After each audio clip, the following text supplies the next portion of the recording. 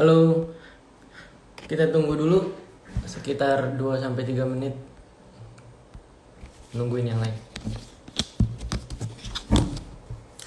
Sama nunggu Om Aryo nya.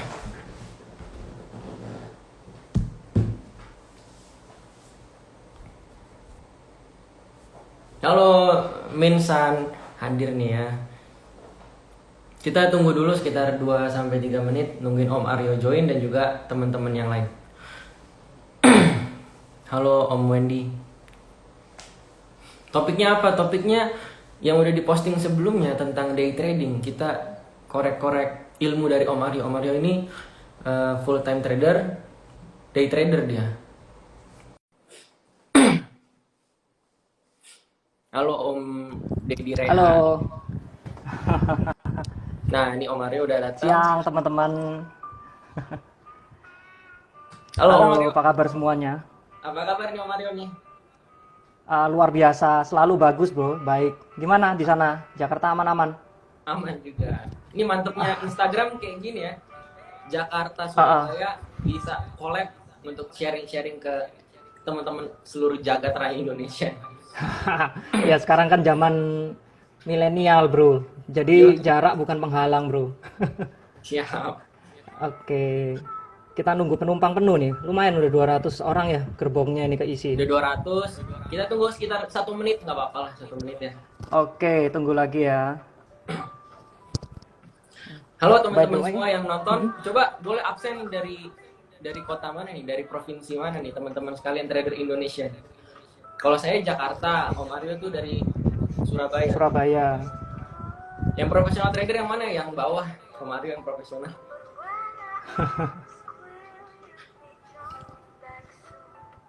Teman-teman dari mana nih? Oh dari Oh, Surabaya. halo Ada mak-mak cuan. Kebayoran. Oke, halo Malang. Planet Bekasi, Penajam ini Jakarta. Kalimantan nih. Jakarta. Penumpang gelap saham. Penajam kan calon ibu kota RI yang baru bro. Oh, Tapi mungkin Samarinda ke ada pending juga. gara-gara COVID. Bekasi, Samarinda, Sumatera, wah rame dah. Halo teman-teman semua ya, halo juga Om Aryo.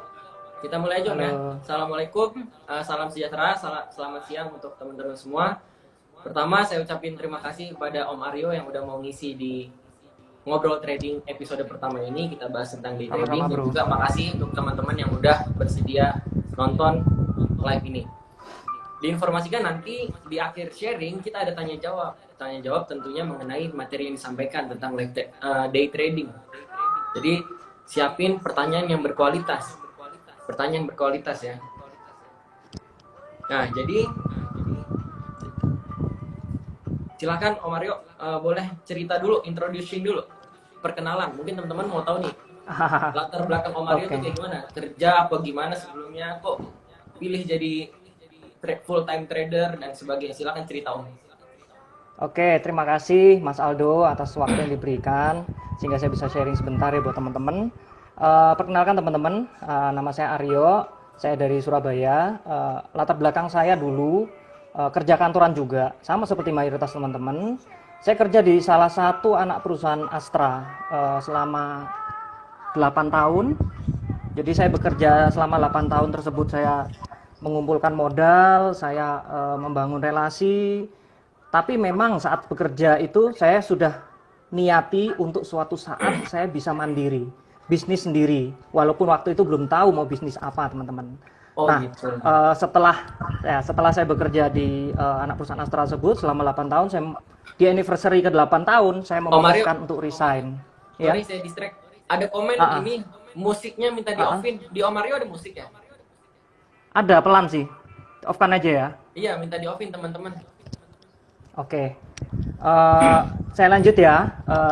Setelah anniversary saya ke 8 tahun di perusahaan tersebut, saya memutuskan untuk resign supaya saya bisa berdiri di atas kaki sendiri untuk bisa mandiri.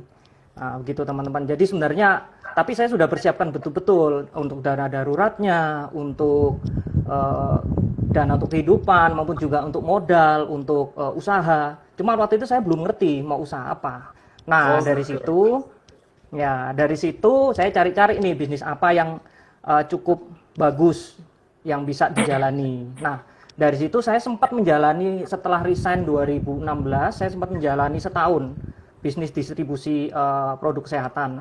Cuman memang saya akui market competition-nya berat dan juga kompetisi dengan pemain-pemain besar mengenai TOP, mengenai dan lain-lain itu berat. Jadi akhirnya setelah jalan 1 tahun, saya memutuskan nggak meneruskan di usaha tersebut. Nah, Langsung masuk sambil trading saham tuh. ya sambil waktu itu menjalankan usaha, saya sambil cari-cari potensi apa yang bisa untuk bisnis ke depannya.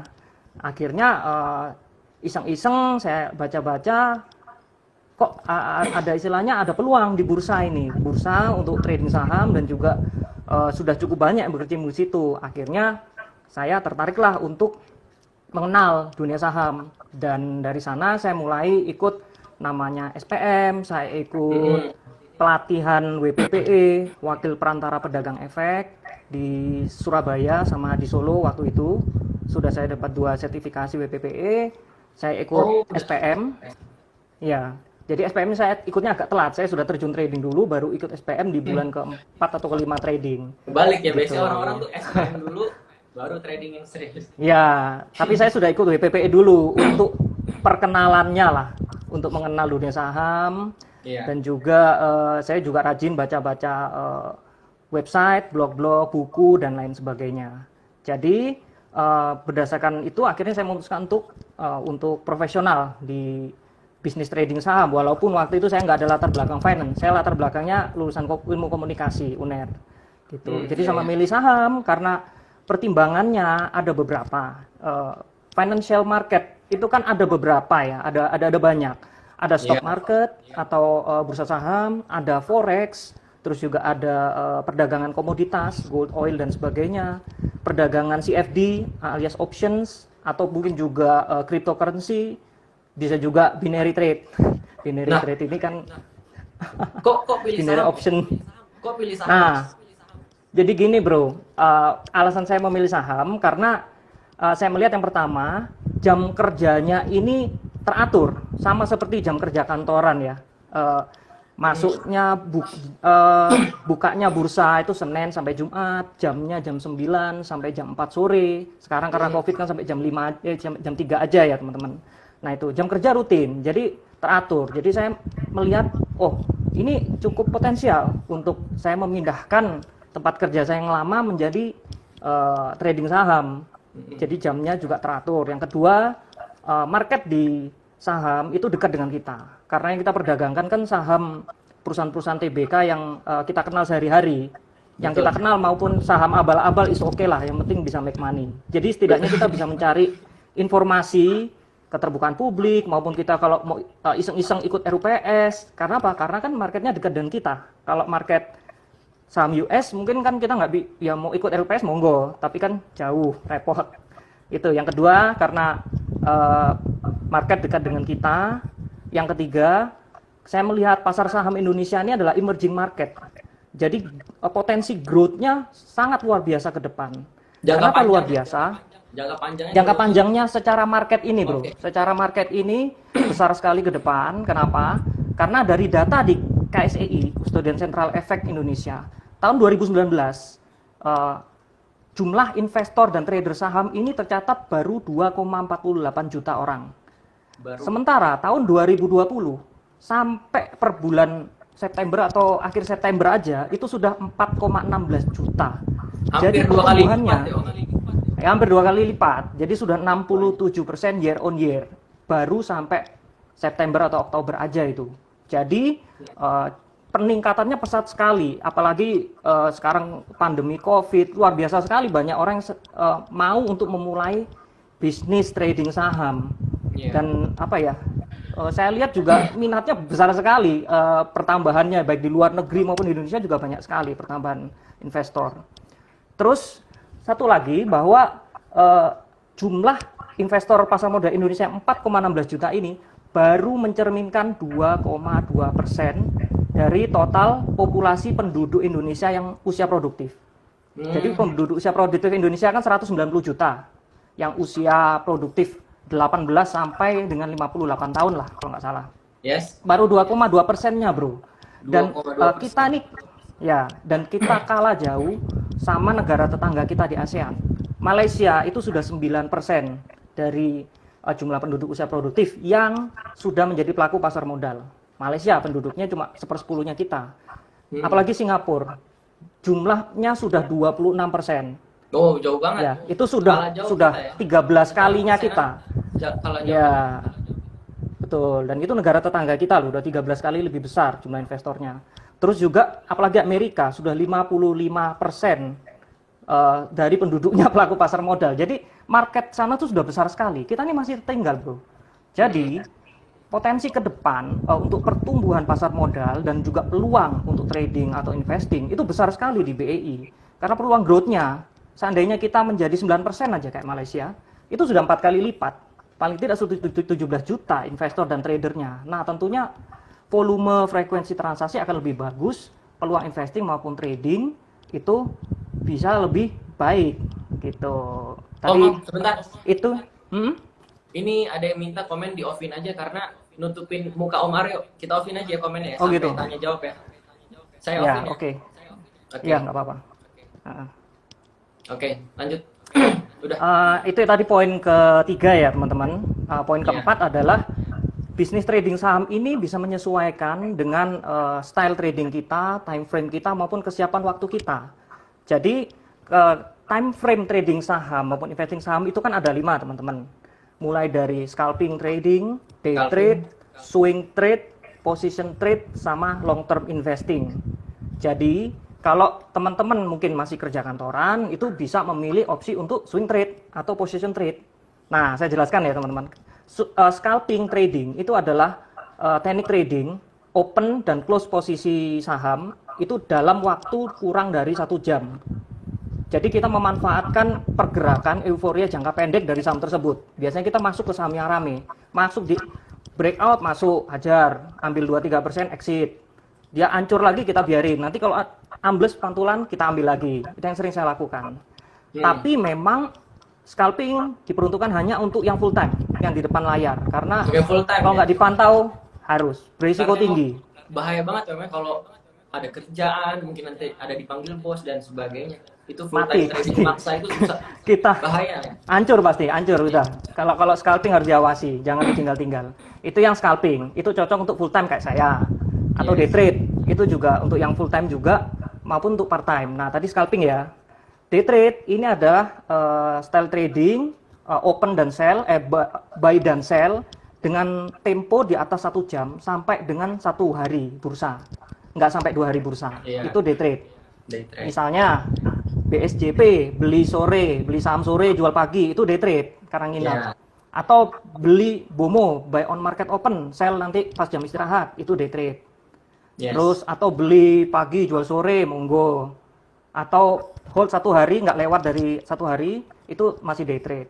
Itu juga potensinya cukup bagus. Orang kantoran bisa, tapi dengan stop loss dan take profit yang ketat, karena kan nggak bisa dipantau setiap saat, tapi time frame-nya kan agak lebih panjang. Jadi automatic order masih bisa dipakai, nggak kayak scalping. Jadi orang kantoran masih bisa. Yang pasti plan mah wajib rapi ya Om ya. Setiap trading wajib bro. Wajib rapi. Iya. Banyak yang korban dari trader ini mau scalping trading ataupun day trade malah jadi investor long term. Malah dananya nyangkut semua. Nggak berani cut loss, terus ambles average down terus. Kalau duitnya habis suntik dana lagi, average down terus, sahamnya gocap, game over kan? Nah, kita kan nggak mau kayak gitu. Jadi harus disiplin ya, take profit dan stop loss-nya. Itu soal day trade. Berikutnya adalah swing trade.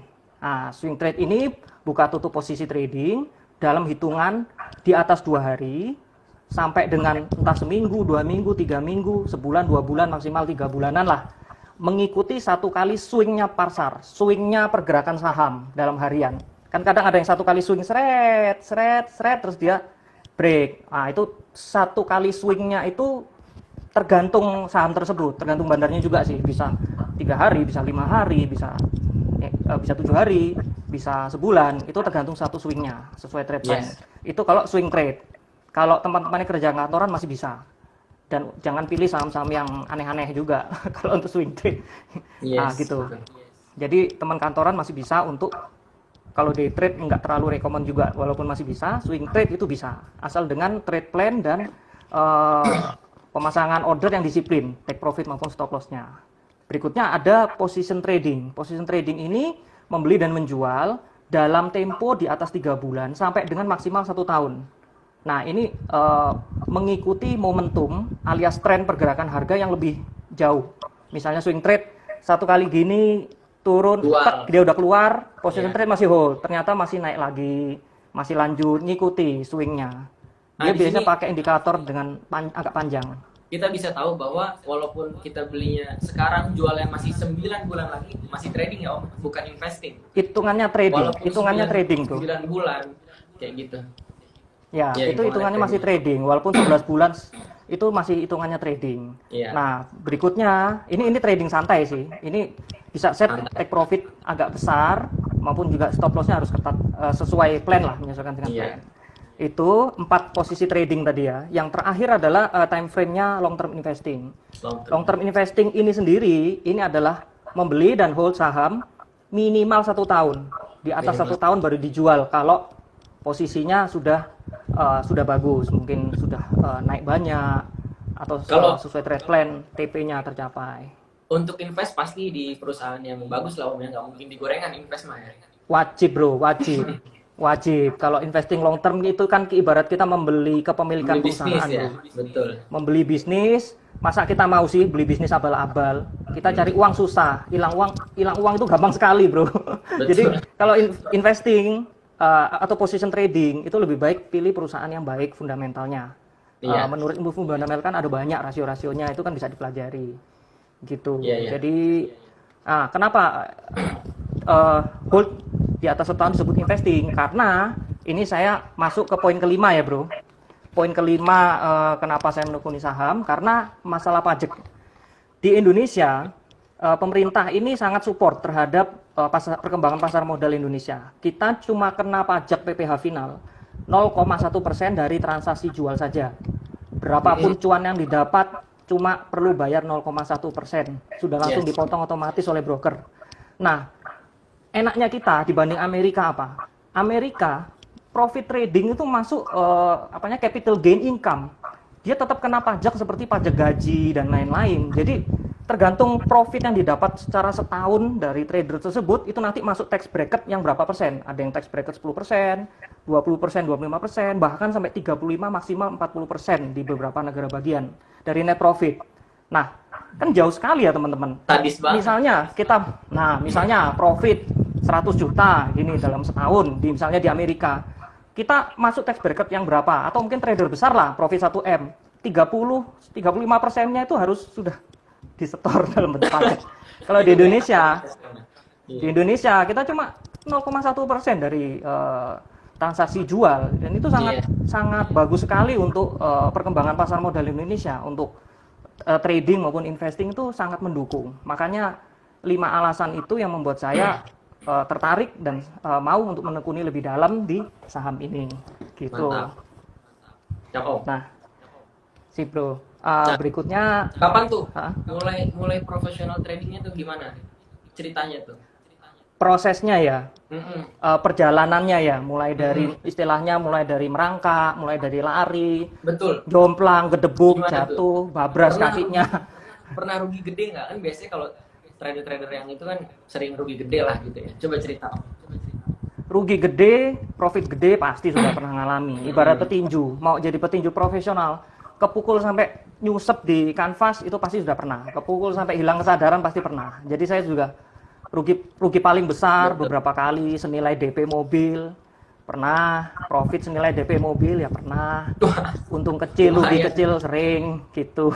Ya mungkin kalau buat block trader yang dananya besar sekali mungkin nggak ada masalah ya. Tapi buat trader UMKM kelas kecil kayak saya, ya butuh waktu yang cukup untuk kita bisa recover mental habis rugi-rugi besar, utamanya di awal-awal saya perjalanan karir trading. Luar biasa itu stresnya. Stres bro. Stres bawahnya mau marah Saya kan pengalamannya rugi cut loss gede tuh Udah saya ceritain di YouTube, pokoknya abis cut loss tuh bener-bener hening tuh, suasana pusing gitu. Gimana Ya. nih? Lanjut Om, lanjut Om. Jadi kalau saran saya untuk meng-recover mental ya, yang pertama kalau sudah habis loss gede dan memang terpaksa harus cut loss, itu berhenti sementara dari trading, saran saya. Berhenti sebentar. Entah sehari, entah 2 hari, ya maksimal 3 hari lah untuk kita recover mental. Karena kalau dipaksain, biasanya sih kita jadi revenge trade atau overtrade. Jadi kita Revenge trading otak biasanya. sudah nggak waras lagi. Ya, misalnya revenge trading misalnya gini, kita habis rugi 20 juta misalnya. Kita revenge trade, oh ini ada posisi bagus, breakout. Aku harus mengembalikan 20 juta ini jadi BEP. Maka posisi yang harus aku ambil segini. Oh biasanya kalau orang habis Langsung cut loss gede besar, lagi. kewarasannya turun, itu biasanya nekat. Percaya deh, nekat dan agak ngawur. Habis hajar, yakin ini naik, terus langsung dibanting, tahan, disikat, ternyata fake breakout. Hancur lagi. Behold, aduh udah terlalu banyak nih margin, sudah kepake all in nih. Tunggu besok pasti naik. Di forum-forum mungkin bilang, oh ini naik potensi. Besok tambah ambles. Besok lusa IHSG-nya merah, tambah ambles. Mantul pun cuma sedikit, tambah ambles. Pengalaman. Terus dan kita sudah kena for sale. Karena kalau akun reguler beli saham bermargin all in H+4 kan pasti for sale. Kalau nggak dijual. Ya matilah kalau misalnya kita all in mau mengembalikan kerugian 20 juta itu, kita gagal kena for sale malah tambah babak belur. Itu yang biasanya terjadi di trader-trader yang nggak melatih mentalnya betul-betul. Ya, nah proses Om Aryo gimana jadi profesional trader tuh? Awalnya. Gini bro. Jadi saya waktu itu memulai, yang pertama saya isi kepala dulu ya bro ya. Baca buku tentang trading, terus juga rajin baca blog atau web yang tentang trading. Banyak kok web tersebut untuk dipelajari. Terus juga ikut pelatihan, workshop, SPM, BPPE, semua workshop tak makan lah waktu itu sebagai dasar lah. Terus kita aktif di grup-grup saham di Telegram, itu cukup banyak membantu. Di forum-forum kita jadi silent reader aja, kita ngikutin orang-orang pendapatnya gimana, kalau misalnya banyak share analisa, kita juga analisa sendiri. Oh kenapa kok dipelajari, mengapa kok ini akan breakout, mengapa kok ini akan trending dan sebagainya. Jadi latihan terus dan juga sambil kita belajar trading, mulailah dengan dana kecil, dengan posisi yang kecil, dan itu akan sangat melatih. Jangan lihat nominalnya teman-teman. Kalau masih baru, kita lebih baik masukkan dana yang kita ikhlas untuk biaya sekolah. Misalnya di beberapa broker kan bisa tuh cuma masukkan 1 juta, 2 juta. Itu kalau teman-teman ikhlas untuk belajar, misalnya hilang separuh, 2 juta, hilang 1 juta separuhnya, ikhlas untuk biaya sekolah, lakukan. Yang penting action dulu. Karena kita nggak akan bisa menguasai sesuatu kalau kita nggak terjun. Nah, di saham kan enaknya kita nggak harus lot gede. Beda sama dulu zamannya BEI, masih zaman bahula ya. Buka akun harus gede, terus posisi lotnya masih 500 lembar, harganya masih mahal-mahal. Sekarang kan istilahnya beli pakai uang receh pun bisa, tapi dapat pengalaman teman-teman. Betul. Ini bedanya. Kalau misalnya kita beli posisi saham, misalnya cuma 500.000, teman-teman terpaksa cut loss 10%. Ya nggak apa-apa lah, ikhlas hilang 50.000 ya. 50.000. Tapi, nah kalau nekat, all inan, pakai margin apalagi, terus kejebak 100 juta, hilang 10%, 10 juta. Sakit kepala bro. Iya, lumayan. Sakit kepala. Apalagi kalau 200 juta, 300 juta, hilang 10%, atau bahkan 15%, langsung nggak waras otak itu. Bener. Iya. Recover mentalnya butuh waktu. Gitu. Terus juga selain itu, selain action, kita juga harus punya jurnal trading. Jadi kita harus rutin evaluasi hasil trading kita. Jadi misalnya pengalaman saya, karena saya dari awal sudah menekuni day trading ya, dan mayoritas yang saya perjualbelikan gorengan alias third liner sama second liner itu, jadi saya punya jurnal trading harian. Misalnya hari ini cuan sekian, terus saya tambah-tambah, saya bikin kolom, nanti setelah cuan terkumpul dalam jumlah tertentu saya withdraw. Jadi akun trading saya akan kembali ke angka semula, dan hasil dari withdraw itu masuk dana tampungan yang mana nanti akan bisa dipindah-pindahkan ke rekening lain, rekening untuk biaya hidup, rekening untuk biaya hidup, dapur dan lain-lain, ada rekening untuk pendidikan anak saya, rekening untuk dana darurat, sama rekening di tandon itu sendiri. Jadi kalau kita sudah berkembang, gulung, cuan ditarik, terkumpul jumlah tertentu, kita bisa balikkan lagi ke rekening trading kita dalam berupa penambahan modal trading. Jadi pembukuannya adalah penambahan modal trading kita itu akan ditambahkan dari angka itu. Jadi perhitungan basicnya adalah angka yang sudah ditambahkan tadi.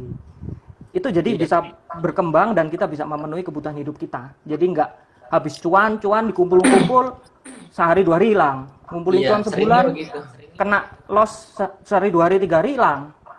Gitu. Dan saya ngalami itu cukup efektif untuk bisa mengembangkan modal trading dan juga bisa untuk efektif untuk biaya hidup. Gitu. Itu pun saya temukan sendiri caranya dari trial and error. Dulu compounding, tambah rakus, tambah cuan terus, tambah jumawa. Coba habis dong. Balik biasanya. Ceritain apa namanya perjalanan tradingnya dari ya, awal. Jadi gitu.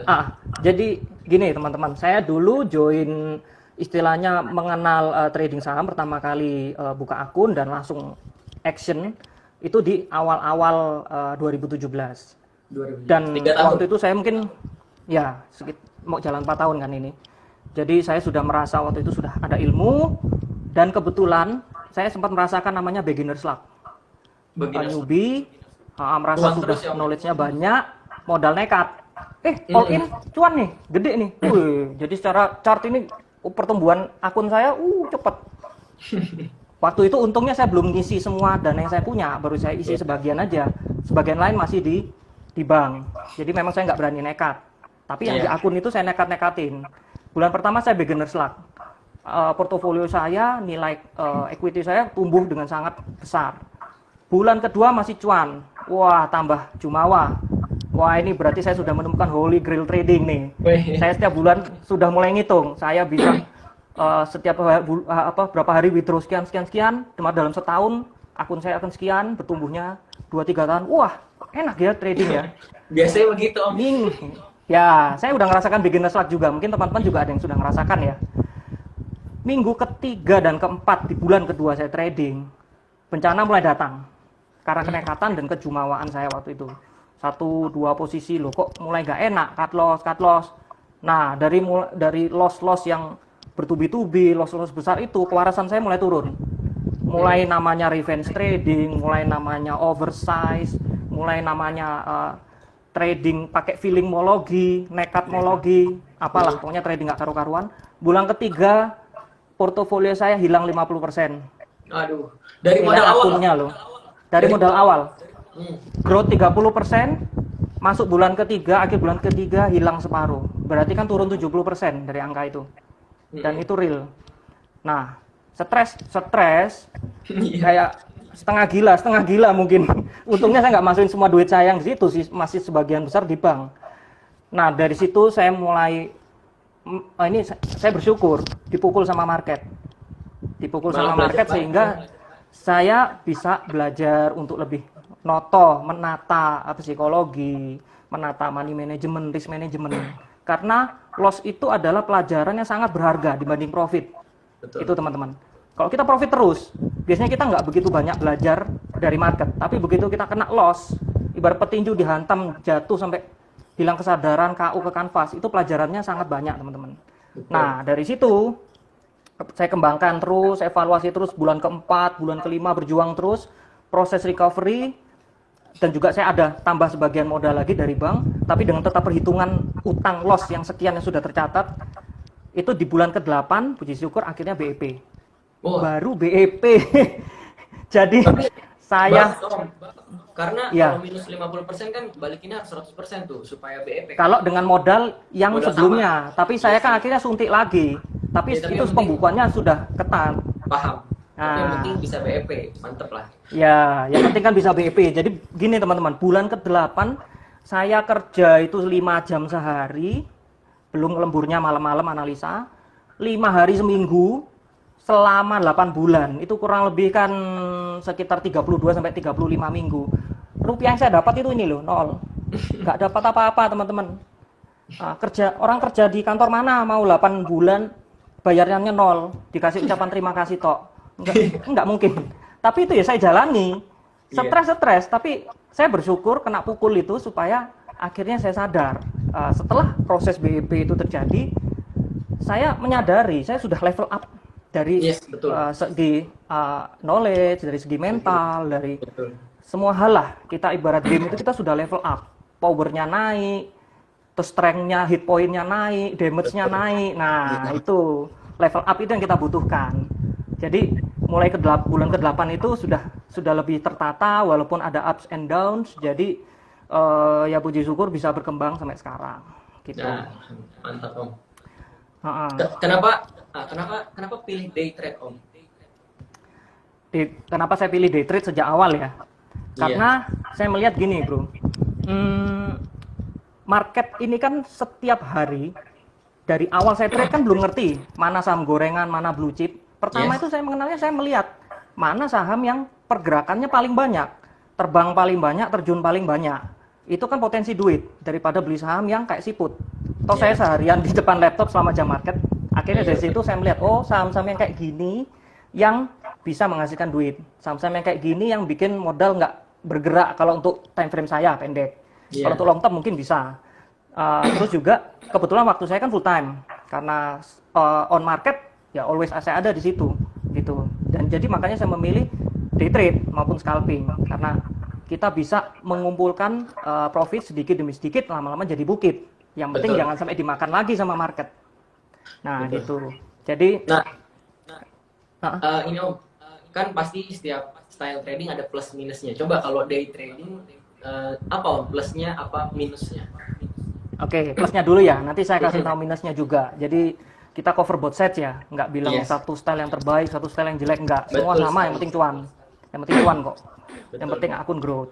Plusnya adalah, yang pertama adalah kita bisa mendapatkan profit maupun loss lebih cepat. Duh, kok kenapa loss? Lebih cepat? Nah, iya, hasilnya langsung cepat ketahuan. Karena kita kan time frame-nya lebih pendek. Nah, otomatis setiap hari kita ini dapat pelajaran berharga. Setiap hari, setiap sesi, setiap jam bahkan setiap menit. Otomatis kan kita pengalamannya cepat bertumbuh karena kita belajar setiap hari. Gitu. Kalau yang time frame-nya panjang, mungkin 5 tahun, mungkin ya kita baru sadar keputusan investasi kita itu nggak tepat setelah sekian tahun. Setelah dana mungkin tertanam di suatu emiten bertahun-tahun, floating loss 50%, 70%, baru tahu, kasus, baru terpaksa cut loss. Kayak misalnya Aisyah, ya toh. Aisyah itu juga dulu kan banyak dibilang the next Unilever. Nah, itu kan waktu itu kasihan sih, banyak teman-teman juga yang long term yang beli, turun average down terus, baru setelah kasus ribut dia cut loss, jadi ruginya besar-besaran ya gitu. Walaupun ada juga banyak juga teman-teman yang long term yang cuan gila-gilaan dalam jangka panjang, yang dia uptrend terus, itu ada. Jadi plus minus lah. Tapi saya memilih jalan yang mana pengalaman itu setiap hari dapat terus. Ya untung ya rugi dapat terus pengalaman. Jadi kan kita lama-lama terlatih. Allah bisa karena terbiasa gitu. Betul. Terus kita juga kalau kelebihannya jangka pendek, day trade atau scalping, kita bisa ngikuti arus, kita bisa ride di euforia. Jadi karena kita cepat lincah, jadi kalau lagi frenzy atau gila-gilaan market kita bisa ikut. Terus nanti kalau sudah ada indikasi mau waktunya cuci piring, bandarnya jualan, kita kabur. Nggak lama-lama, pokoknya ambil cuan lah. Itu kayak keuntungannya jangka pendek. Jadi kita bisa memanfaatkan euforia jangka pendek. Fake breakout pun bisa kita manfaatkan karena sejak titik breakout ke break ya masih ada waktu, kadang mungkin 10-15 menit naik mungkin 5% atau 3% atau bahkan 10% baru sebelum akhirnya kembali ke titik breakout tersebut, akhirnya fake, besoknya ambles. Tapi kita sudah ambil untung dari situ. Ya ambil untung dikit-dikit. Jadi dan juga kelebihannya adalah kita untung sedikit, lama-lama menjadi bukit. Dan itu ada ada suatu kenikmatan tersendiri melihat trading jurnal kita setiap hari, ada hijau dikumpul berapa hari, withdraw, kumpul berapa hari, withdraw lagi. Jadi uangnya bisa kita rasakan. Habis tarik, terus anak mau beli susu, terus juga mungkin ini mau bayar listrik, mau bayar air, mau bayar apa-apa, ada karena ada istilahnya ada residual profit yang bisa kita tarik. Betul. Malah Kalau dengar-dengar, lama kan kita susah. Kalau malah long term kan dengar-dengar kemarin baru beli rumah nih. ya puji syukur bro, ya itu Puji juga syukur Tuhan ya. setidaknya ya itu berkat Ada lah karena hasilnya, memang benar-benar profitable ya dari tradingnya. ya itu karena ya hasil dari apa yang kita perjuangkan selama inilah. Jadi kalau ada hasilnya kan kita lebih semangat bro. Mantap Om. Walaupun ya itu walaupun 8 bulan pertama nggak dapat apa-apa, tapi kan dapat pengalaman. Pengalaman. Gitu. Terus juga, nah cuma gini, kekurangannya dari day trade ataupun scalping, yang paling pertama adalah time consuming, karena kita kebanyakan mantau di depan market ya. Walaupun kadang-kadang saya ya jam on market jam 9 sampai jam 10 lewat sepi saya tinggal dulu. Saya tinggal dulu ke bawah, cuci muka, nonton TV bentar atau apa. Tapi setidaknya secara jam market itu memang cukup melelahkan kalau yang nggak terbiasa. Gitu. Jadi memang yang pertama kurangnya time consuming. Yang kedua adalah kalau belum terbiasa itu adalah hard consuming. Kalau belum terbiasa day trade atau trade cepat, hard consuming, jantungan deg-degan. Ini beli lagi nggak ya? TP nggak ya? Kalau belum terbiasa itu gitu, belum punya trade plan yang bagus. Bawaannya sport senam jantung sehat melulu bro, sehat beneran jantungnya. Gitu. Terus juga seringkali kekurangannya day trade adalah kalau ternyata saham itu rally tinggi, breakout dan ternyata koreksi sebentar terus ternyata lanjut trennya kuat sekali, kita sering miss the long run karena Itu kan kita kan targetnya jangka bagian pendek. position trading. Yang main panjang Ya. bagian kedua position trading. Ya memang kalau long term trading kayak position trading atau investing adalah dia bisa mendapatkan benefit luar biasa dari saham yang rally gila-gilaan. Betul. Itu plusnya. Kalau lagi dapat. Minusnya adalah memang secara rasio win lose-nya memang lebih banyak lose-nya pasti. Betul. Karena kan banyak freak breakout di hold. Lo kok harusnya udah floating profit 10%, 20% nggak dijual. Balik Lo kok lagi. balik ke harga beli. Betul. Itu di hold average down, lo kok ambles. Betul. Pas habis itu tiba-tiba kena surprise attack dari foreign, institusi asing guyur jatuh. Lo dari plus 20%, plus 30% nggak dijual floatingnya, malah jadi minus 30%. Itu bisa. Kalau trade plan-nya nggak kurang. Misalnya disiplin stop loss ya oke lah. Loss mungkin 5% atau 10% itu. Seperti itu. Jadi kita kekurangannya day trade miss the long run, dan satu lagi day trade sama scalping ini adalah salah satu style trading yang tingkat difficulty-nya cukup tinggi bagi pemula. Itu. Jadi Nggak mudah lah ya. nggak mudah memang. Jadi memang biasanya penyakitnya kita cuan sedikit bungkus, sekali rugi habis. Sekali loss habis. Sekali rugi biasanya kalau kurang disiplin, profit yang kita dapatin seminggu, 2 minggu, 3 minggu itu langsung ludes. Masih syukur kalau profitnya atau yang ludes. Kalau dia trader tersebut denial alias menyangkal realita bahwa ini mungkin gagal breakout, ini mungkin apa. Karena realita trading kan kita nggak bisa memaksakan sesuai kehendak kita. Kita denial, kita memaksakan diri, ini pasti akan naik. Average down terus sampai dana habis. Ternyata memang mantul tapi nggak pernah kembali ke BEP kita dan sideway lama di harga bawah. Kita udah mungkin floating loss besar. Stres kan lihat kayak gitu. Nah, itu memang risiko dalam trading kalau memang kita mau taat ya. Ya memang saya akui, saya pasti sering miss the long run. Karena memang disiplin tradingnya day trade scalping ya sudah seperti itu. Tapi kita selamat dari kenaikan palsu, kenaikan jangka pendek fake breakout atau cuma naik bentar amblas, pom-pom dan lain-lain gitu. Ya, kita bisa ngikuti kok kalau ada yang pom-pom. Kita bisa take profit kok. Cepet kabur. Boleh ini Om, apa namanya? Mungkin ini salah satu yang paling ditunggu-tunggu juga karena mungkin banyak yang day trading juga. Tipsnya apa nih kalau mau day trading? Tips yang boleh jelaskan untuk day trading ya bro ya. Iya. Kalau day trading karena memang pada dasarnya kita pergerakan harganya cepat. Jadi yang pertama kita pastikan koneksi internet kita tuh stabil terus lancar. Stabil dan lancar supaya pada titik-titik tertentu saat kita harus take profit atau mungkin harus cut loss dengan cepat, kita bisa cepat eksekusinya.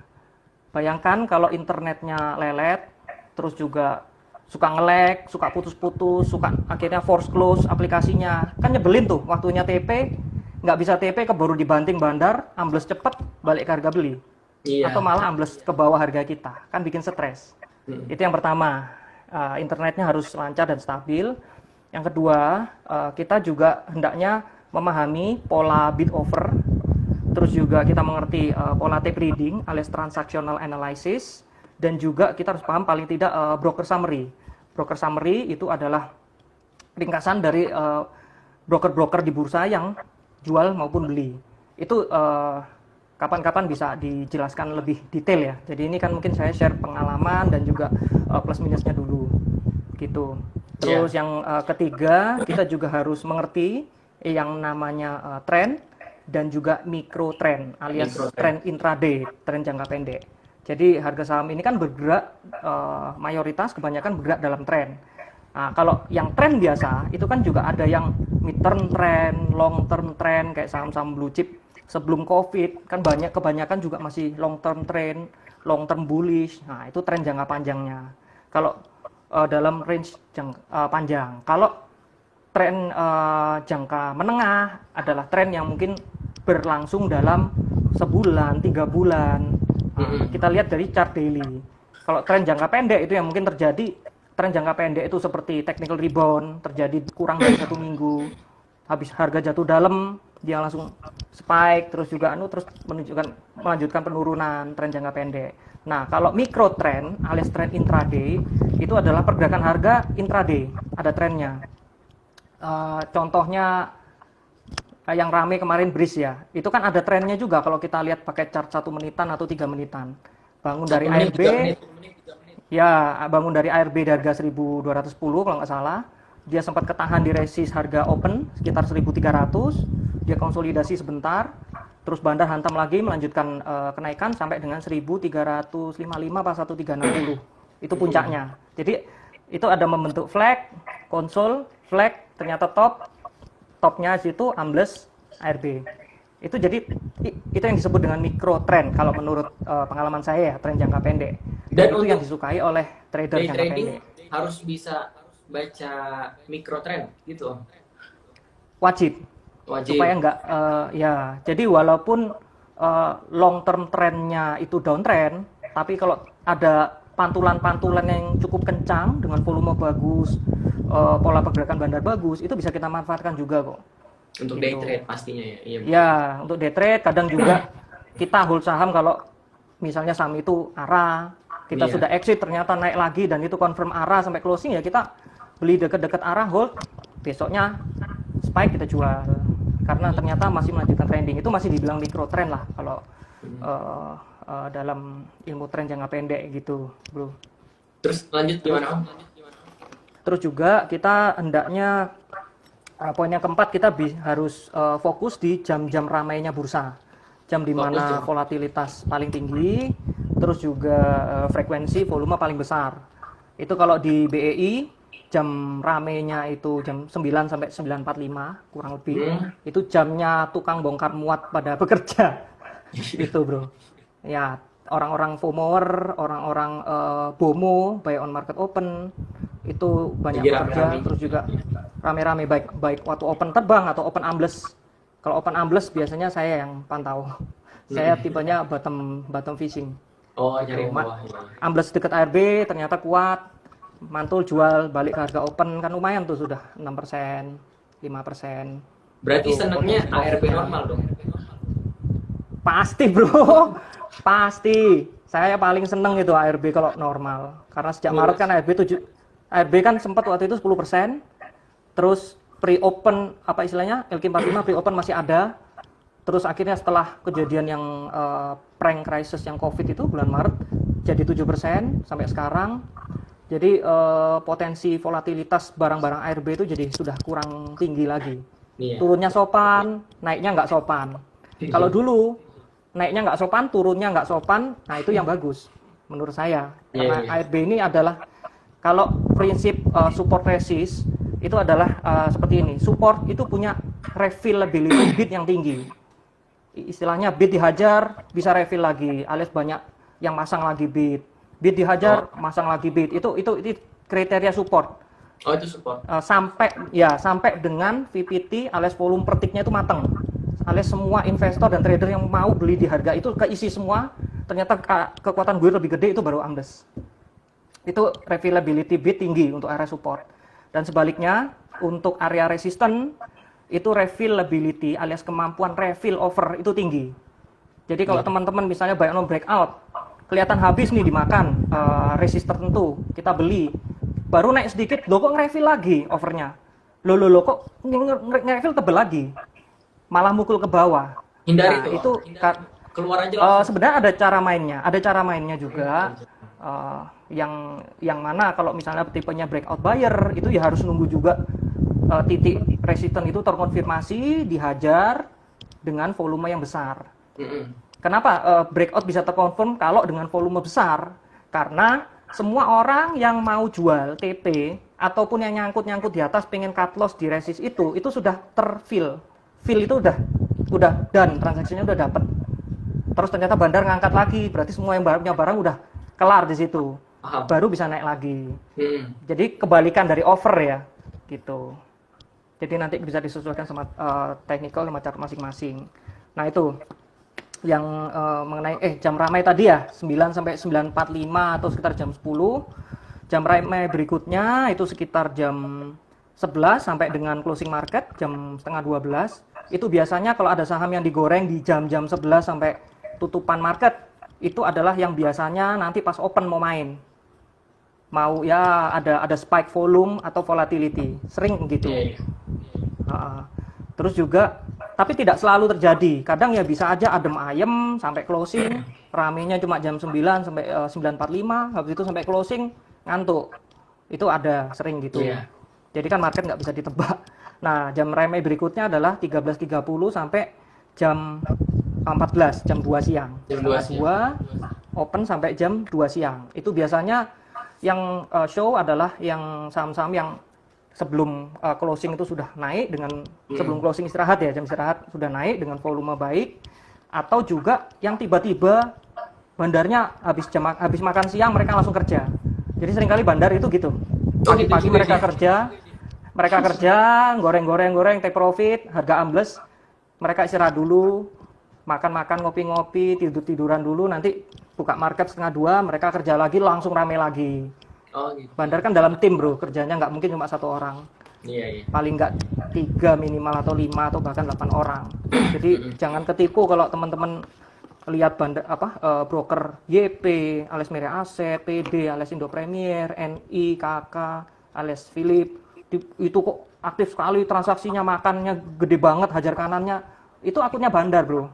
Itu akunnya bandar teman-teman. Retail cara makannya nggak gitu, langsung makan 2 tik 3 tik ke atas, langsung makan 300.000 lot sekali order. Saya kan bisa cek itu ordernya, 50.000 jejar 6, 50.000 jejar 8 alias 400.000. Ini bandar ini. Nggak mungkin retail caranya gitu. Bandar atau institusi lokal atau asing, biasanya makannya ngawur. Habis makan dia udah santai, dia pokoknya ngisi porto aja. Misalnya besok dia harga koreksi, dia floating loss, cuek aja. Institusi kan gitu, agak long soalnya mainnya. Nah, seperti itu ya teman-teman. Dan berikutnya jam rame biasanya jam 2:04 atau setengah 3 sampai dengan tutupan pasar pre-close jam 14.50. Itu biasanya jam nanti transaksi bisa aktif lagi, goreng-goreng dimulai lagi. Yang biasanya kalau sudah setengah 3 rame sampai dengan closing, candlenya closingnya bagus, closingnya hijau, berhenti di last high, volume bagus, akumulasi bagus, itu biasanya besok pagi main biasanya. Tapi tidak terlalu kemungkinan ngeprank juga open langsung ambles. Gitu. Jadi kan ini apa namanya? Kalau nggak salah Om Aryo bilang ada saham yang transaksinya itu real, ada juga saham yang transaksinya itu palsu. Dan kalau nggak salah Om Aryo bilang waktu itu, waktu saya ke tempat Om Aryo, kalau kita main di transaksi yang palsu, saham yang transaksi palsu itu bahaya, bisa rugi. Boleh dijelasin Om, bedanya di mana? Oke. Jadi gini bro, bahwa emiten-emiten di bursa efek ini tentunya emiten IPO ini kan punya motif maupun modus masing-masing. Jadi tidak semuanya emiten itu berniat untuk growth perusahaannya, untuk meningkatkan value di mata pemegang saham, nggak semua kayak gitu. Itu kan di textbook. Banyak juga kok modus mafianya. Gitu. Nggak enak ngomong modus yang kurang baik. Gitu. Jadi gini, beberapa istilahnya saham-saham, motif perusahaan itu IPO, itu macam-macam. Salah satunya adalah memang yang motif yang baik adalah untuk meningkatkan value perusahaan di mata investor, maupun juga kalau nanti pemegang saham pengendalinya mau exit via transaksi pasar nego, via crossing, itu bisa cuan. Kayak misalnya Astra Group di Bank Permata. Nah, dia kan pegang 6 tahun atau berapa tahun itu kan cuannya lumayan, dia dibeli oleh Bangkok Bank. Nah, itu berarti itu adalah perusahaan IPO dengan niat baik. Dengan niat untuk supaya perusahaan itu juga punya value, punya ya sesuatu yang baik-baik lah, berkembang ke depannya. Itu. Yang kedua, ada juga perusahaan IPO yang untuk meningkatkan gengsi. Jadi saya pernah dengar cerita dari salah seorang teman, ada juga perusahaan yang IPO itu untuk gengsi. Jadi ceritanya adalah ini adalah konglomerasi, terus juga setiap anak ini punya perusahaan masing-masing. Nah, salah satu anak yang pegang perusahaan ini pengen IPO dan harganya dibikin baik supaya gengsinya meningkat di antara saudara-saudara yang lain yang punya perusahaan yang tidak TBK. Itu ada gitu. Terus ada juga yang tujuannya tuh refinancing atau repo, itu juga banyak. Repo ini perusahaan meminjam dana kepada investor maupun juga pada kreditur dengan jaminan saham. Jadi ini istilahnya gadai saham lah.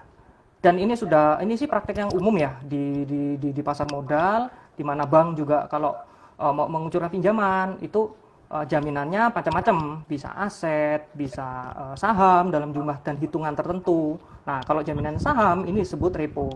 Nah, repo ini sendiri ada, menurut pengalaman saya, saham yang emiten di repo ini ada 2 jenis. Repo ini memang murni sebagai sarana untuk equity financing, alias berhutang untuk beneran untuk usahanya dia. Istilahnya repo yang bisa dibilang baik lah ya. Atau exit strategi. Nah, ini yang jelek. Repo untuk exit strategi, repo untuk dijual ke publik, habis itu harganya dibiarin gocap, habis itu delisting atau bertahun-tahun. Mayoritas gitu. Jadi kalau repo untuk equity financing yang untuk growth perusahaan supaya bagus, supaya value bertambah, supaya gengsi konglomerasi juga baik, namanya kayak BRPT, TPIA, Cleo di repo, itu tujuannya baik, is okay. Tapi kalau reponya tujuannya untuk distribusi barang via repo, itu yang nggak baik. Jadi garis besarnya gini, misalnya ada suatu perusahaan IPO, terus juga dengan sponsor tertentu, yang mana perusahaan itu sebenarnya memang cuma membutuhkan dana dari publik. Jadi dia dapat sponsor, dia dapat itu yang bisa meng-IPO-kan. Nah, tapi pemain dalamnya ini yang bermain sendiri, direpokan ke masyarakat melalui agen-agen pemasaran luar dengan sharing commission itu, dan akhirnya at the end begitu perusahaan issuer reponya alias yang menjual reponya bermasalah, gocap biasanya. Salah satu perusahaan yang sebenarnya cukup baik itu yang sekarang gocap itu TOPS, Totalindo Eka Persada. Itu perusahaan konstruksi. Beliau ini, ownernya ini adalah dulu kerja di TOTL, Total Bangun Persada. Ini ownernya orang genah, artinya orang baik yang memang pengen perusahaannya baik, tapi waktu itu perusahaan di IPO-kan yang nyponsori bermain repo, dijual ke masyarakat. Mungkin juga teman-teman yang ikut live sini mungkin ada saudara atau teman-teman yang kejebak di reponya TOPS, IKI dan sejenisnya lah. Kita kan sudah tahu lah siapa pelakunya itu yang jualan repo. Itu ya modusnya seperti itu, padahal perusahaan bagus, tapi gocap deh nggak bergerak karena apes. Om, ini kan mau 1 jam. Saya nggak tahu nih disuruh berhenti apa enggak sama IG. Iya cepet banget ya. Saya nggak tahu nih disuruh berhenti apa enggak sama IG. Cuman mungkin bisa di-share cara cari watch list saham yang akan ditradingkan untuk day trade. Itu paling ditunggu. Oke. Sebentar ya. Ini. Cara cari watchlist kalau untuk trading, bisa untuk scalping, bisa untuk day trade atau mau teman-teman swing trade. Itu kalau pengalaman saya, yang pertama adalah kita pantau secara berkala top percent gainer dan top percent loser setiap hari. Dimana kita fokus ke saham-saham yang price actionnya bagus, didukung dengan volume dan frekuensi yang cukup baik. Jadi saham itu cukup liquid, bukan saham-saham yang bid overnya bolong-bolong, bidnya sepi. Jadi yang istilahnya saya beli saham 10 juta aja itu bisa terbang arah auto reject atas, bukannya kayak gitu. Itu terlalu berisiko. Terus? Cari yang cukup liquid, volume transaksi, frekuensi oke, pergerakan harga price action oke, dan kita habis itu kita cek technical analisisnya, posisi teknikalnya dia berada di area mana. Apakah OTW menuju resisten dengan akumulasi maupun juga pergerakan yang baik, ataupun harga ini sudah berada di support, misalnya habis ambles, padahal sahamnya bagus, tapi bertahan di support dengan transaksi yang besar, broker summary-nya juga dihitung oke, macam-macam. Tapi kita, kalau saya, pengalaman saya itu rajin lihat top percent gainer dan loser. Terus kalau pas live trade, itu saya juga rajin lihat running trade, karena saya kan trading pakai beberapa layar.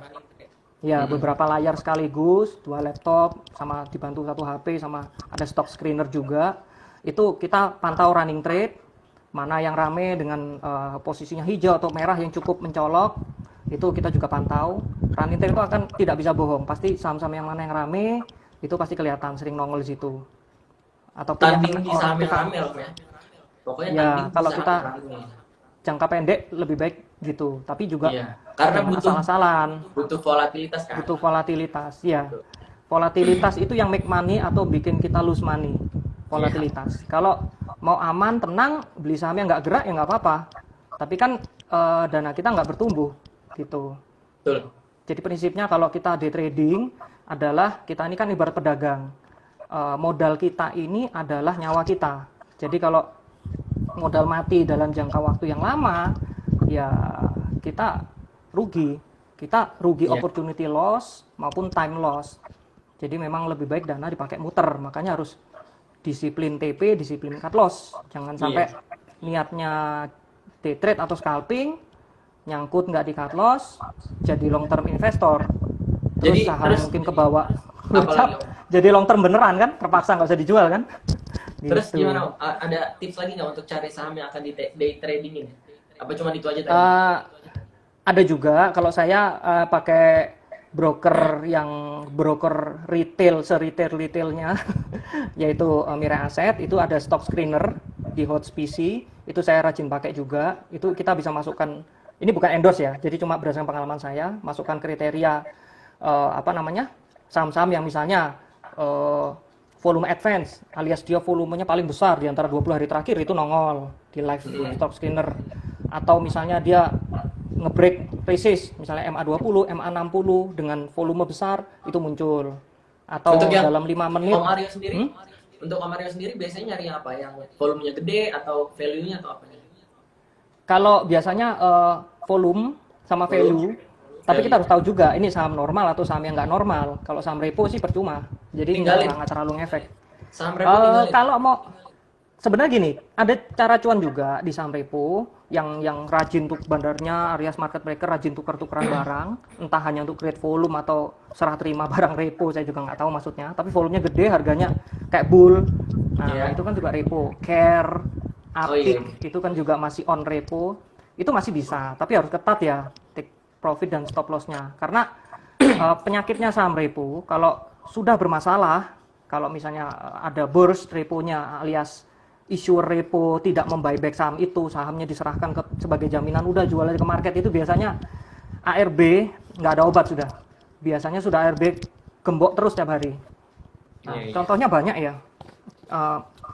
Contohnya ada waktu itu Tara, JAST, HRME, ASPI, ESIP, Ikan, Kota, Dada, IKI, Tops, Kars. Nah itu biasanya yang setahu saya itu repo holdernya retail. Jadi dia sudah panik.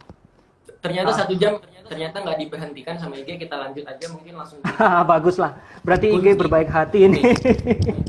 kunci survive di market kan Om Aryo pernah jatuh tapi tetap survive. Nah, penonton ini teman-teman trader di Instagram ini bisa jadi sekarang ada posisi jatuh juga, ya kan? Nah, mereka butuh kunci untuk survive-nya itu gimana? Share. Nanti setelah itu kita langsung masuk tanya jawab. Udah ada beberapa pertanyaan. Oke, bro.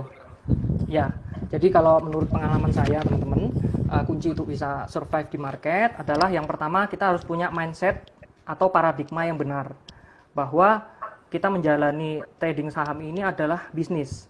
Jadi dalam bisnis itu butuh proses, butuh namanya mencari pengalaman, jatuh bangun, itu sudah biasa. Jadi dan tidak ada yang instan. There is no holy grail in trading. Itu yang pertama. Jadi mindsetnya. Jadi kalau teman-teman mungkin sedang dalam posisi floating loss besar, jangan kecewa, ambil hikmahnya, terus belajar, jangan menyerah. Yang kedua, kita lakukan namanya circle of action. Jadi kita action alias trading, terus hasilnya rajin kita evaluasi. Kalau profit kita evaluasi profitnya kenapa, pattern mana yang bisa memberi win rate, persentase win rate yang tinggi, yang mana bisa kasih cuan. Kalau loss juga yang mana yang bisa membuat loss, kita evaluasi secara berkala dan rutin. Berikutnya kalau kita perlu merubah caranya atau memodifikasi caranya, ya kita modify, kita perbaiki caranya, kita belajar lagi, riset lagi, baru kembali ke action lagi. Jadi lingkarannya adalah action, evaluate, modify, action. Diulang terus, jangan bosan-bosan. Terus berikutnya, saran saya juga teman-teman punya trading journal sama cash flow management yang baik. Jadi kalau memang untuk trading itu kan memang dana yang kita siapkan memang untuk bisnis. Jadi jangan taruh keseluruhan uang yang kita punya itu ke dalam akun trading kita. Misalnya uang dapur, uang sekolah anak yang suatu saat nanti akan dipakai, atau mungkin uang untuk angsuran yang sudah kita posting, itu jangan. Saran saya ya, jangan. Karena biasanya secara psikologis itu beda di keputusan kita mengeksekusi trading plan itu biasanya pasti beda. Kalau misalnya ini semua uang kita miliki ada di situ, kita biasanya ya misalnya kita nih juga dikejar angsuran atau kebutuhan sehari-hari, aku harus cuan sekian persen, kalau enggak apalagi kalau tradingnya pakai modal dari utang bank. Nah itu saya tidak rekomen ya, karena kalau trading pakai uang utang bank atau uang panas itu kan juga setiap bulan harus bayar angsuran, terus juga modal itu akan berkurang setiap bulan karena angsuran, itu berat sekali. Saya nggak rekomen. Jadi tradinglah pakai dana yang ada, miliki trading journal, walaupun trader jangka pendek atau menengah itu sebaiknya punya trading journal. Jadi kalau trader harian kayak saya, setiap hari ada catatan gain loss-nya atau totalannya, withdrawnya berapa. Atau kalau mungkin swing trade, dia punya catatan misalnya kan kalau swing trade atau position trading lah yang lebih jauh, swing trade yang agak long itu dia kan nggak terlalu sering transaksinya. Saham apa, beli harga berapa, terus jual cuannya berapa, terus dikasih notes ini kenapa. Tuh. Terus poin selanjutnya apa? Ada. Terus juga yaitu kita perlakukan trading ini sebagai bisnis. Jadi kalau sebagai bisnis adalah kita trading ini bukan lari sprint ya teman-teman, tapi lari maraton jangka panjang. Ya kalau sprint kan sebentar selesai. Nah kita ini perlakukan trading sebagai bisnis yang mana kita membangunnya untuk jangka panjang. Terlepas dari apapun time frame trading teman-teman, mau yaitu saya bilang mau scalping day trading kayak saya, ataupun swing trade, position trade, atau investor, trading diperlakukan sebagai bisnis dan jangka panjang. Kita sama-sama punya visi jangka panjang, kita sama-sama dalam jangka panjang ingin profitable, ingin akun bertumbuh, terus juga kita ingin berkembang terus, apapun time frame-nya nggak masalah, yang penting visi misinya jangka panjang. Terus juga satu lagi yang terakhir, saran saya never quit, terus juga never give up, terus juga enjoy the process aja, karena orang kalau dibentuk tuh nggak selalu enak, nggak ada yang enak kok. Mau jadi mahir, nikmati ups and downs-nya. Ibarat kita belajar sepeda aja, saya sih hampir nggak pernah ketemu ya anak-anak yang belajar sepeda tanpa pernah jatuh sama sekali, tanpa lututnya babras alias boncel-boncel alias luka luka-luka itu biasa lah. Lutut terjatuh sampai luka, sampai bonyok itu biasa. Itu proses dari belajar. Jadi nikmati aja prosesnya, jangan menyerah, itu aja. Nah, Ini maraton, ini lari maraton. kita masuk ke tanya jawab ya Om ya. Ya, Udah minum dulu ya. udah ada Tak minum banyak sebentar. pertanyaan masuk. Ya, santai Om. Gini, udah ada banyak pertanyaan masuk, cuman saya seleksi ya yang menurut saya bagus. Nah, saya bacakan. Jadi pertama ini Om. Lo hilang pertanyaan. Oh, kalau day trade idealnya modal berapa sekali trading? 100 juta, 200 juta. Terus target cuan day trade idealnya berapa Om? Kayak gitu dari Mas Arifins. Oke, kalau berdasarkan pengalaman saya itu disesuaikan sama jam terbang dulu lebih baik. Kalau misalnya teman-teman masih baru di bursa, walaupun mungkin punya dana 200 juta nganggur nih, saran saya berdasar pengalaman saya, masukkan dulu 10 juta atau 20 juta gitu. Dan kan karena niatnya day trade ya, jadi masukkan segitu, terus juga atur money manajemennya berdasarkan prosentase dari akun yang ada, lihat growth-nya dulu sebulan sampai 3 bulan ke depan.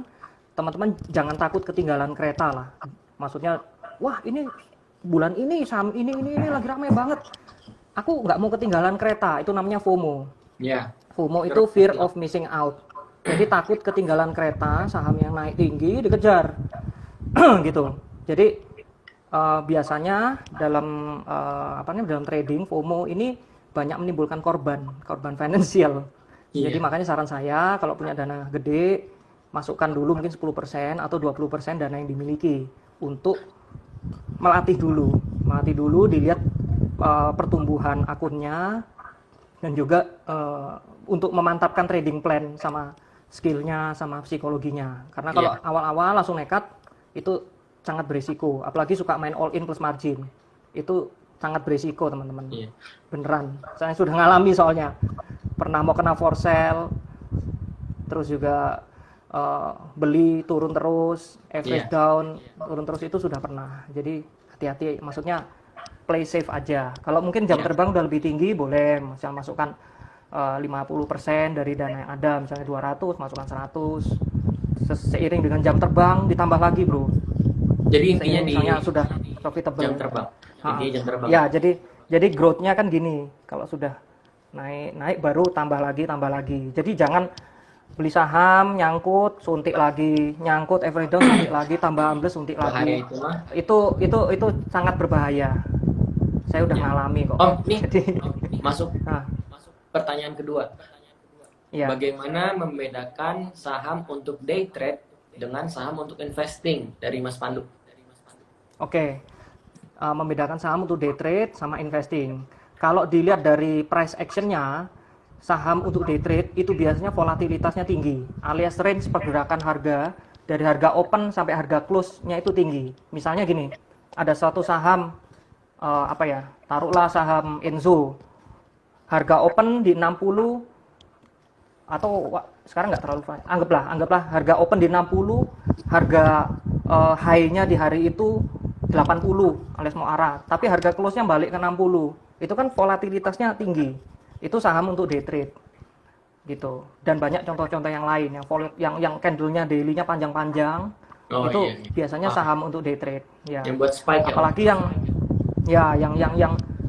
yang lotnya nggak terlalu tebel, yang bisa digoreng-goreng, yang saya pun bisa bakar-bakar market untuk gulung, itu juga bisa. Itu saham untuk day trade. Dan juga kalau untuk investing biasanya cari saham-saham perusahaan yang perusahaannya sudah stabil, labanya bertumbuh, perusahaan yang genah, alias perusahaan yang baik-baik lah. Jangan beli perusahaan yang abal-abal, yang nggak jelas, yang kita nggak kenal gitu. Jadi pelajari betul-betul laporan keuangannya, terus juga pelajari ini manajemennya, seperti ilmunya LHKH, manajemennya itu yang menjadi nahkoda kapalnya mau dibawa kemana. Kalau manajemennya memang dari latar belakang grup yang suka tanda kutip agak nakal, ya better hindari kalau mau investing. Nah, kalau untuk day trade bebas, saham apa aja pokoknya gerak, cuan atau loss buang. Tuh. Ini ada pertanyaan ketiga Om, mungkin sekalian pertanyaan terakhir ya. karena udah 1 jam 15 menit. Udah lumayan. Iya, tumben nggak bagus lah, nggak di force close. Lebih penting mana antara untuk day trade? Lebih penting mana antara technical analysis atau bandarmologi? Soalnya market sekarang banyak dimainin bandar juga. Katanya begitu. Gimana Om? Kalau menurut saya sama penting, karena itu adalah dua hal yang tidak bisa terpisahkan. Ibarat sepatu kanan sama sepatu kiri. Teman-teman mau pakai sepatu, masa pakai sepatu kiri doang? Betul. Atau kanan doang? Kan nggak enak, kan lucu. Jadi itu kalau pengalaman saya, technical analysis dan bandarmologi itu saya pakai barengan. Karena saya nggak pernah absen dari menganalisa Broksum, tape reading alias down transaction-nya, broker mana yang makan, broker mana yang buang, mana dominan brokernya, bagaimana akumulasi distribusinya, itu nggak bisa lepas. Dan saya juga pakai technical untuk menentukan kapan saya entry, kapan saya exit. Technical itu perlu sekali. Pengalaman saya perlu, gitu. Mungkin kalau ada yang berpendapat tidak perlu, ya nggak masalah. Kan kita masing-masing di bursa ini kan independen. Teman-teman misalnya mau cuan mau rugi, kan kalau cuan nggak dikasih ke orang, rugi ya dimakan sendiri, ya kan, ditelan sendiri. Jadi semua keputusan kembali ke masing-masing. Tapi kalau berdasarkan saya, technical analysis berguna. Digabung sama bandarmologi, ibarat sepatu kanan dan kiri gitu aja. Masa pakai sepatu cuma kanan atau kiri, kan lucu.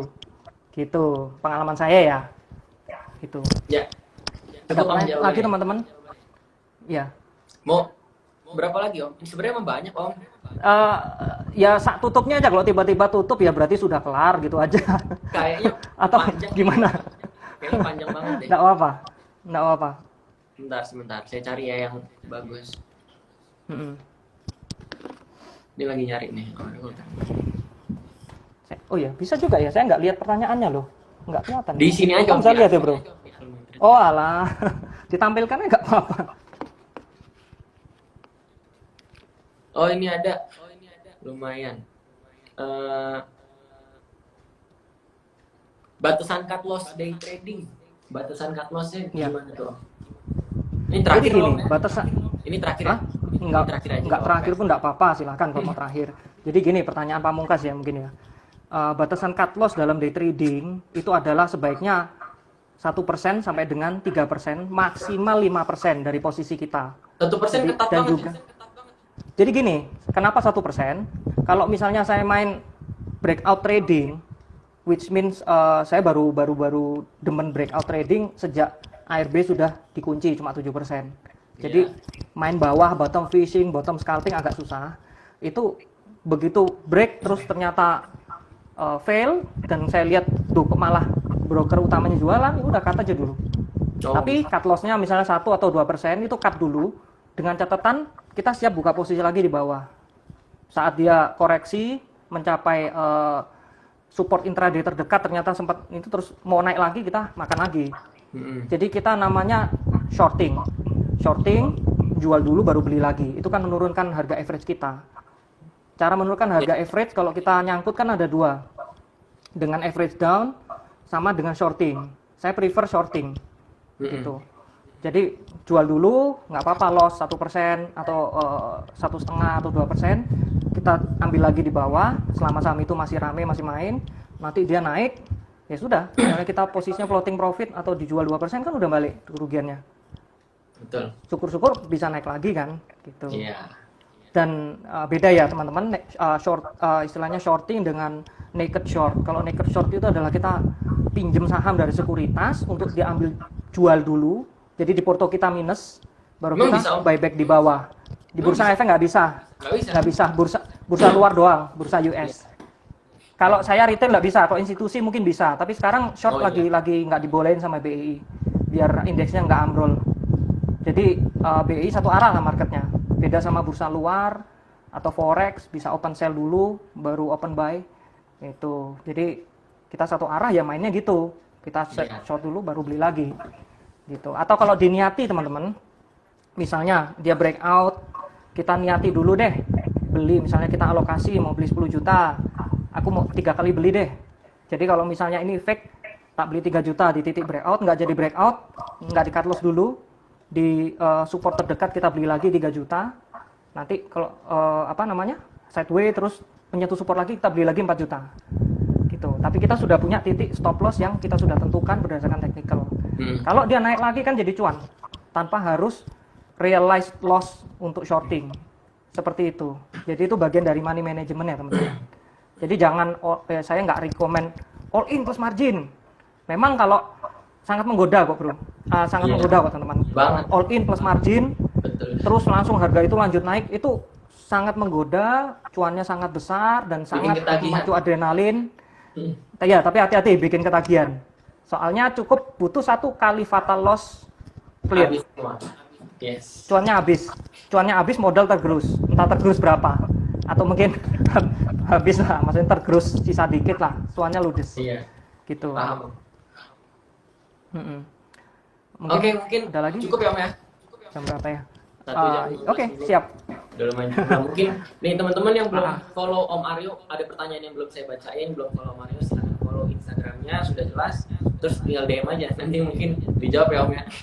Kalau Ya boleh, saya pasti balas semua DM, cuma kalau pas sempat lagi buka-buka. Jadi kadang maaf kalau saya slow respon, mungkin memang pas nggak saya buka. Jadi kalau saya buka DM itu langsung saya balasi satu-satu. Jadi kalau pas nggak sempat ya kadang nggak tak buka sama sekali. Dan untuk mungkin teman-teman, mungkin saya boleh pesan sedikit Mas Aldo. Boleh banget. Untuk teman-teman mungkin yang lihat live ini, yang mungkin ada pengalaman ya dari yang saya cerita, mungkin pengalaman di saham repo atau di saham-saham siluman, atau mungkin kita mungkin mau diskusi, monggo silahkan DM, kita bisa diskusi. Soalnya memang pasar modal ini adalah dunia yang sangat luas. Saya pun juga masih belajar tahapnya. Jadi memang sebaiknya saya pun mengosongkan gelas. Saya juga banyak belajar dari teman-teman, baik dari yang lebih senior maupun lebih junior. Kita selalu belajar lah, nggak ada orang yang paling pintar di market. Ya pokoknya yang penting rajin belajar. Gitu. Ya Om. BTW kita ucapin terima kasih banyak ya Om ya. Udah mau sharing-sharing di sini. Saya Terima kasih juga untuk terima teman-teman kasih. semua teman-teman trader semua yang udah mau dengerin.